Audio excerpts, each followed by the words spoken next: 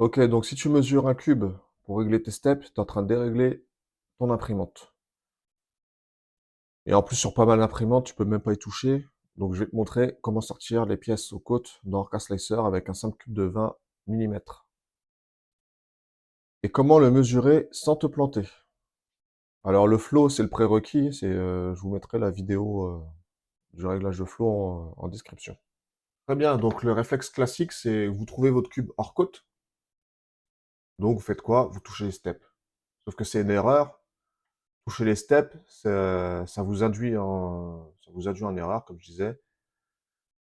Par exemple, si vous faites votre mesure sur un cube de 20 mm sur du PLA, que vous modifiez vos steps, le jour où vous allez faire de l'ABS ou une autre matière, que vous refaites le cube, vous allez encore devoir rechanger les steps et en fait, vous allez faire que ça et ça va vous induire en erreur sur erreur.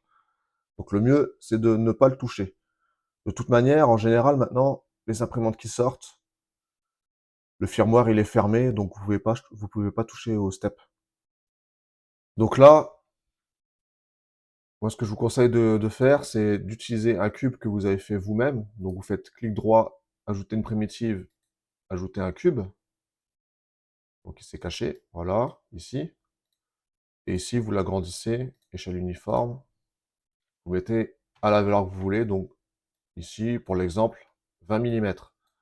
Moi, ce que je vous conseille, c'est de faire un test sur un petit cube, puis un test sur un plus grand cube. Par contre, pour le plus grand cube, si vous voulez gagner du temps et éviter de gâcher de la matière, ce que vous pouvez faire, c'est le Z. Vous pouvez le réduire, comme ceci. Voilà. Parce que de toute façon, le réglage du step, la compensation pour le Z, on ne le fait pas car l'erreur, elle est faite à cause de l'écrasement de la première couche. Donc forcément, ça sera toujours faux. Voilà. Ensuite, vous avez des modèles pratiques. Donc ici, le cube d'Orca. Donc celui-ci, bah, je ne l'utilise pas car on veut prendre la mesure au milieu du cube, sur la moitié ici. Le problème, c'est que vous voyez, vous avez les écritures en plein milieu, donc ça fausse. Et en plus, vous allez voir, quand je vais couper, vous allez vous retrouver avec des coutures, souvent ici. Même si vous les bougez, vous aurez toujours des boursouflures sur le côté à cause des vibrations et de la vitesse de l'imprimante. Et vous avez un dernier cube, donc le cube de Voron, pareil, même histoire. Vu que vous avez des motifs au milieu, ça peut vous fausser tous les résultats. Donc là, voilà,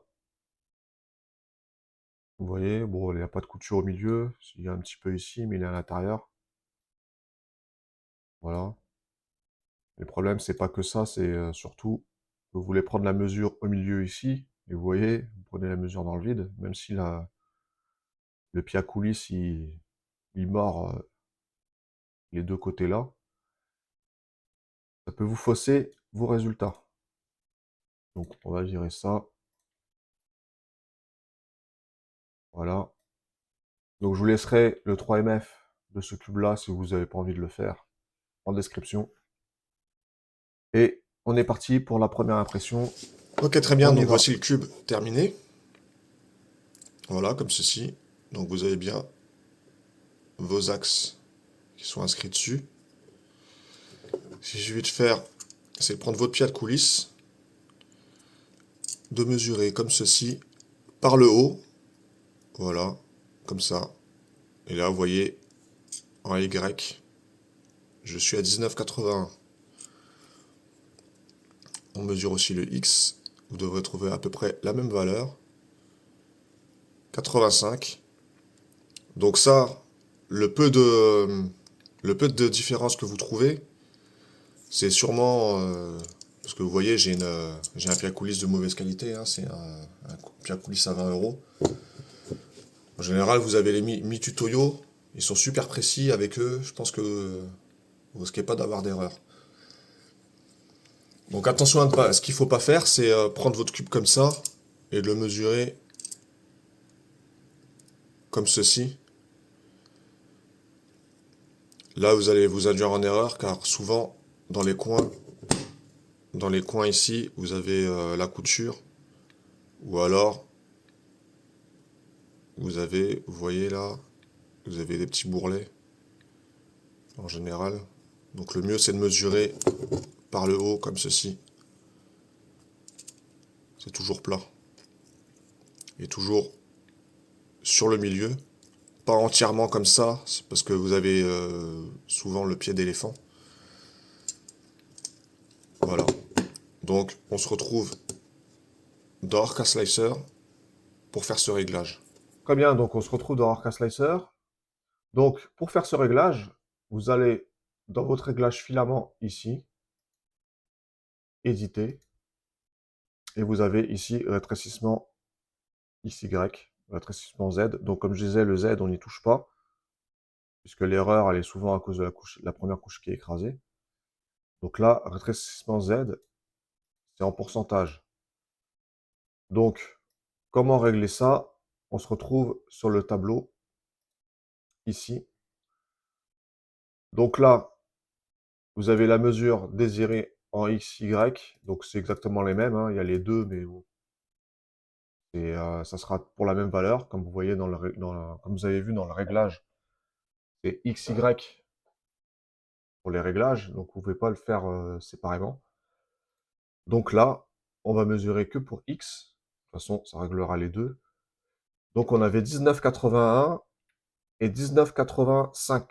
Donc on va faire la moyenne, 19,83. Voilà, comme ceci. La valeur actuelle, elle est à 100%. Et la nouvelle valeur, elle sera à 99,15. Donc là, une fois que vous avez ça, vous retournez ici. Vous entrez 99,15. Vous sauvegardez vos paramètres. Et ensuite, vous rapprimez un cube. Et on se retrouve à nouveau au résultat. Donc, très bien, donc voici notre deuxième cube imprimé.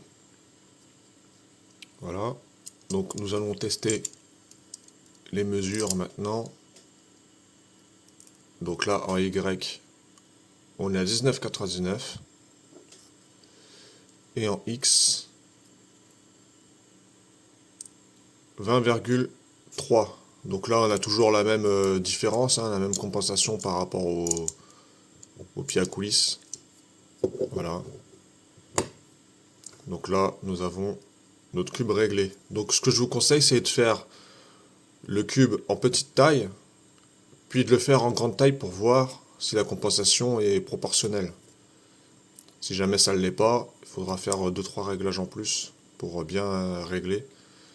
Car un cube de 20 mm, c'est bien, mais ça règle uniquement pour les petites tailles, ça ne compense pas pour plus grand. Donc le mieux c'est de faire au maximum 100 mm, mais de réduire la hauteur à 20 mm.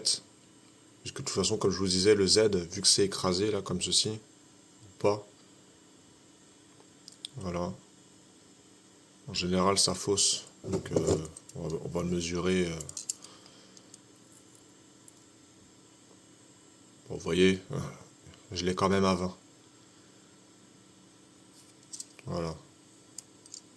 Donc mon Z est quand même à 20, malgré le fait que ce soit écrasé. Donc je vous ai imprimé aussi un petit cube de Voron pour vous montrer. Donc vous voyez là, dans les reflets, vous voyez, il y a les petits bourrelets là, dans les arêtes, ici au milieu. Et ça peut vous fausser vos valeurs, vous voyez. Donc là, c'était un cube que j'ai imprimé par défaut, exprès pour vous montrer pourquoi vous pouvez avoir des erreurs si vous faites ce cube-là. J'ai un peu abusé, hein, je l'ai pas réglé le filament, hein. Donc voilà, vous voyez là, dans l'arête, vous voyez qu'il y a deux bourrelets sur le côté. Ici, vous voyez là. Et ça peut vous fausser de 0,2, 0,3, vous voyez, mais bon, c'est suffisant pour vous dire qu'il y a besoin de le régler alors qu'en fait, il n'y a pas besoin. Très bien. Donc, il y a plusieurs choses à savoir pour bien régler, pour bien faire ce réglage. Donc déjà, la première, c'est d'avoir un bon pied à coulisses.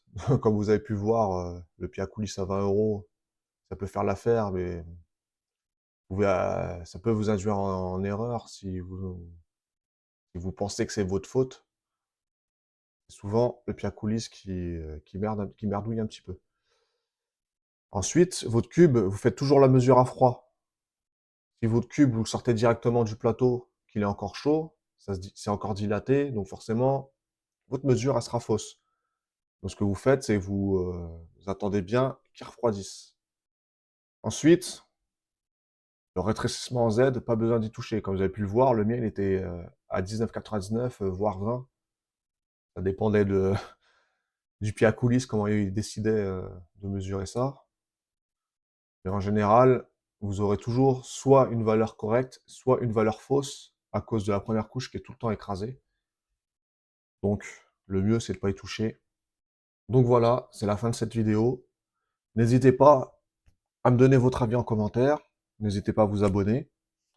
Et si jamais vous avez d'autres idées de vidéos, que vous voulez un sujet en particulier, n'hésitez pas à me le dire. Allez, à la prochaine.